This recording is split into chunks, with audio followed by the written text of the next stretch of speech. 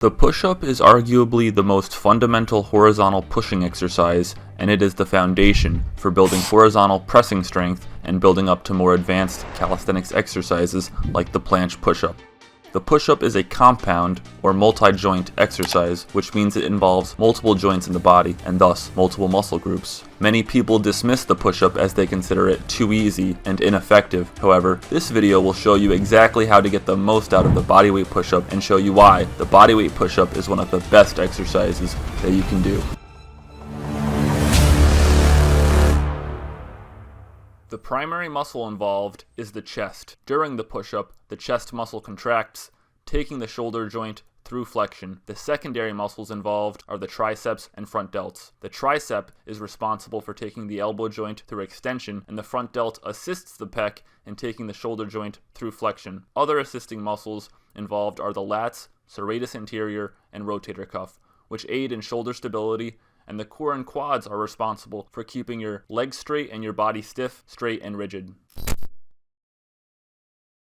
Start out in a plank position with your hands at or slightly wider than shoulder width. Squeeze your fingertips into the ground. You should see your fingertips turn white. Squeeze your core, rolling your hips forward into posterior pelvic tilt. Squeeze the quads, keeping the knees locked out. Engage the lats, keeping your shoulders stable and neutral. Point your chin and look forward.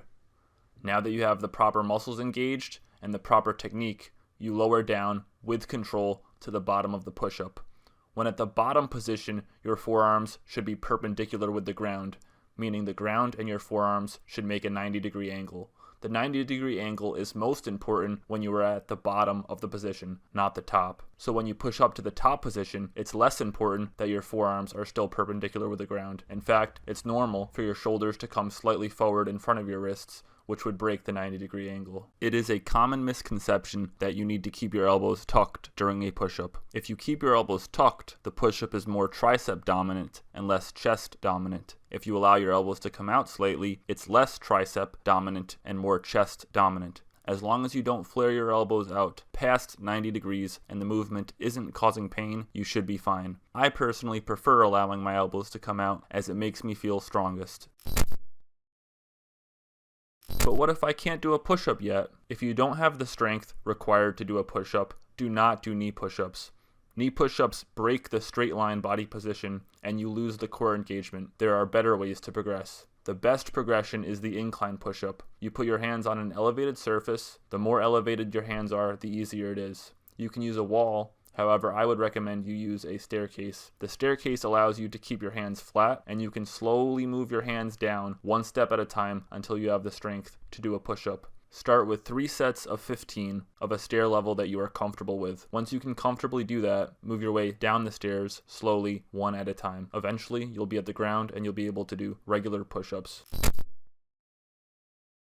The explosive push-up is similar to a regular push-up, except you push back up as fast as you can, trying to lift off the ground. This variation causes maximal muscle contraction with each rep, which leads to more strength and muscle growth. The explosive push-up not only trains strength, but it also trains speed and power. Doing this variation will build more fast twitch muscle fibers and make you a more explosive athlete. The archer push-up. To do the archer push-up, you extend one arm out to the side with the elbow straight and focus the demand of the exercise on the non-straightened out arm. The archer push-up is a unilateral movement where you focus on one limb asymmetrically as opposed to a bilateral movement where you use both limbs symmetrically. The archer push-up allows you to target each side of your body individually, which will help with muscle imbalances and make you a overall more robust and more resilient athlete who is less prone to injuries. Also, by extending your arm out to the side, you condition your joints, tendons, and ligaments to handle the demands of straight arm exercises such as handstand and planche. I recommend you do one set fully on one side of the body before going to the other side, rather than alternating each rep. Alternating back and forth each rep wastes energy and is less effective. The feet elevated push-up involves placing your feet on an elevated surface. By elevating your feet, you are lifting a greater percentage of your body weight, thus building more strength and muscle. Also, by elevating your feet, you change the angle you are pressing in, mimicking the angle of an incline bench press, thus making the exercise more upper chest and more front delt focused than the traditional push-up. This push-up variation is excellent if your goal is aesthetics and bodybuilding and you want to fill out your upper chest. And you can progressively increase the angle of this variation and work your way up to the handstand push-up. The push-up 90-degree hold involves lowering yourself down into the 90-degree position and holding for time. You should try and stabilize your body and minimize the shaking. This variation keeps your muscles under constant tension as they are forced to continually contract to hold your body still. This variation stimulates your body in a novel way, which will help you build more strength and be a more well-rounded athlete and help you break through plateaus. Also, it will condition your joints, tendons, and ligaments and make your body less prone to injury. Start out with 10-second holds, eventually work your way up to 20 seconds, 30 seconds, and even 1 minute. Planche lean push-ups. This variation involves leaning your body forward so your forearms are not stacked vertically and perpendicular with the ground, but rather they make an acute angle with the ground. This variation can cause wrist pain, so it is advisable to use parallettes or turn your hands out so that your thumbs are parallel facing forward. For planche lean push-ups, you want to protract your scapulas hard and push your shoulder blades forward rather than keeping them neutral. The further you lean forward, the more difficult the exercise becomes. You can scale the difficulty of this exercise by leaning further forward, and eventually you'll be able to lift your feet off the ground and do full planche push-ups.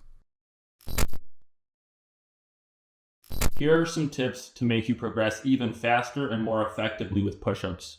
Tip number 1, if your goal is to progress with push-ups, put push-ups at the beginning of your workout. Whatever your main strength goal is, that should be at the beginning of the workout when you're the most fresh. So don't do a bunch of bench, bunch of overhead press, pull-ups, and then do push-ups right when you're fatigued at the end of the workout. Start with push-ups, do your sets and reps of push-ups first, right after your warm-up, and then continue on with the workout. Tip number 2 is don't go all the way to failure when you're doing push-ups. Save a few reps in the tank. When you go all the way to failure, you disproportionately increase the fatigue to stimulus ratio. So this concept is kind of beyond the scope of this video, but if you're curious about the stimulus recovery adaptation curve and the stimulus to fatigue ratio, I've made a video covering that and I'll link it in the top corner of the screen. But just to summarize, you want the stimulus from working out. That's what's going to cause the adaptation, but you have to deal with the fatigue. The fatigue is what makes you weaker in the short term. It's what tires you out, and then you recover from the stimulus, okay? So by going all the way to failure, yes, you're getting more stimulus from the workout, but you're getting a disproportionately higher amount of fatigue, which is going to make it take longer for you to recover. So if you go all the way to failure on your workouts, you might be sore for 48 hours, 72 hours, and it'll make it so you can't train push-ups as frequently. To progress faster, you want to have a higher frequency, which means you don't need to go all the way to a failure. You want to focus on high quality form, get that stimulus in, start to feel the burn a bit, and then when you feel you've pushed the body and your form is about to break down, stop before your form breaks down, okay? You want to be practicing the best quality reps you can and the best form you can, so that way you can grow the quality reps instead of practicing the sloppy form when you're fatigued and shaking. Also, by not going to failure, you're going to reduce your chance of injury. Tip number 3 is use increased volume and increased workload as your method for progressive overload. So progressive overload basically just means making the workouts harder over time. The most common way to do that in weightlifting is you just add weight on the bar. You're trying to add 5 pounds each time you lift, and that's how you progressive overload. You make the weights higher and higher. However, you can progressive overload by doing more total reps and more total sets and accumulating a higher amount of volume. So you can start with, let's say, 3 sets of 10 push-ups, get comfortable with that, and when that's easy, you work up to 4 sets of 10, 4 sets of 12 reps, work your way up to 5 sets, 6 sets. Eventually, you'll be able to do 6 sets of 20. You'll be able to do over 120 push-ups in one workout. It won't be that hard. By accumulating this large amount of volume in the fundamental like a push-up, you're building up the base of your pyramid, all right? You have to think of your strength as like a pyramid. You build out the wider, you build out the base of the pyramid, the more time you spend out building the base, the higher you can go to the top, okay?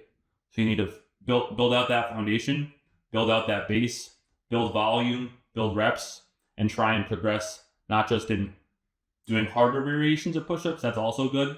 Do harder variations, but also come back to the basics. Stick with the basics and build volume with the basics. That's going to help you progress.